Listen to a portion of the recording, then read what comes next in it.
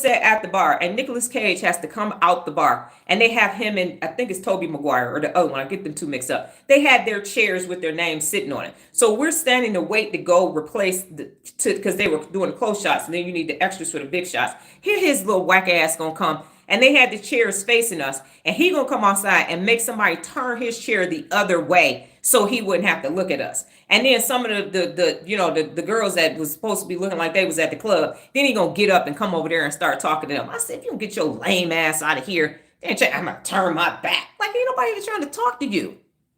Anyway, the point is that I didn't like it. It was just too, or if you're SAG, if you're not SAG, you gotta stand over there, you gotta go eat. The trust, that's what it was, the trust. You had to go over there. I was like, man, y'all can have this. I'm not about to be doing none of this. This is too much for me. But I went for it. I went for it and I did it. And now I have that experience. And so I'm telling you to do the same thing. I have gone for and finagled my way. I won't say finagled, but finessed my way into a lot of meetings that, and not like, oh, ask is like, oh, what's happening? What's at that meeting? Okay, cool. What y'all need? Okay, cool. I'll be back. And now I'm at the meeting. Yes. So, hey, hi, Dr. Donna Thomas Rogers. Yeah, I'm the business doctor. So what we need you to do is, oh, it's going to be a great opportunity for you. Yes. So it's you can do 20,000 a month. Okay, cool. Let me go back and tell the Urban Chamber that that's what they're getting ready to get into.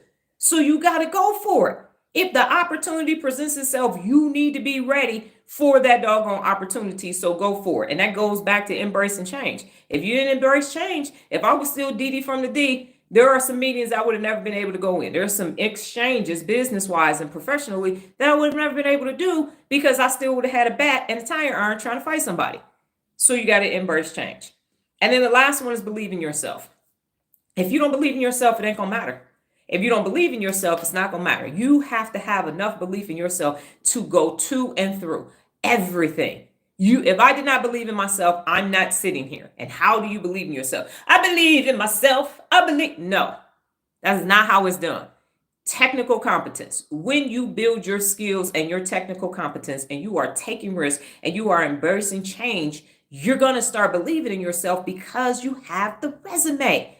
You have the resume to get it done. Yesterday, I was watching the video on TikTok, and it was a gentleman teaching people how in the Army how to do road marches so that when they go to specialty schools, they can finish the road march. And so he demonstrated if you're walking at a 14-minute pace, his process for going up and down hills. And he said you could take long strides throughout, but he doesn't recommend it. And so I told him, great video, but I said, that's what I did because I have long legs. So when I do road marches, I can walk at an 11-minute pace because of the stride that I have. And so when I went to Air Assault School, there was another captain that went with me, and she was 2.5 inches taller than me, and we would practice, and she would be running trying to catch up with me because she was doing that running trot. But what I said is that if you just maintain an 11-minute pace the entire time and you open your stride up, you actually are going to be able to do that. So I told him good video, but he was saying he didn't recommend it. I was saying I was actually somebody who did it, and I finished in 2 minutes and 53 seconds, 2 hours and 53 minutes. I didn't talk about the injury to my hand. That's for another video for a different day. But having that experience, because of my technical competence, I'm able to answer that question. Someone else on TikTok said, should they go to trade school or should they go to the Army? And my reply was, I was enlisted, I was an officer, my daughter has a trade. I'm telling you to go to trade school, don't go into the Army. And people had their reasons for everything. But when you keep going for it and when you keep excelling, because it's one thing to just have been in the military like my cousin Lorraine, but it's another thing to go in as a PFC because you already have 500 hours of leadership in ROTC, and to be a PFC while you're still in high school, going to drill and finishing up high school. That's a different level of belief. That's a different level of confidence at 17 years old. And then to be in the military police corps and to be the only for a lot of stuff and sitting in the room, you have a reason to believe in yourself because you've done the work, you've persevered. So believing in yourself means doing the things that no one else is willing to do. Number one, to include yourself. You're like, man, I gotta do this shit. This is ridiculous. And then the final thing is someone said, they did a video and they asked about the people who served and who were in the military in the 80s and 90s and what was it like. And a bunch of people, they were enlisted. They said we were drunk.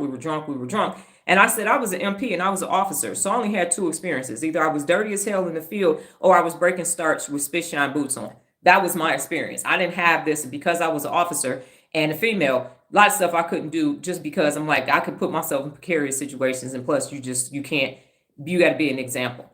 So I'm saying if I didn't believe in myself and I didn't take those leaps of faith, I don't have those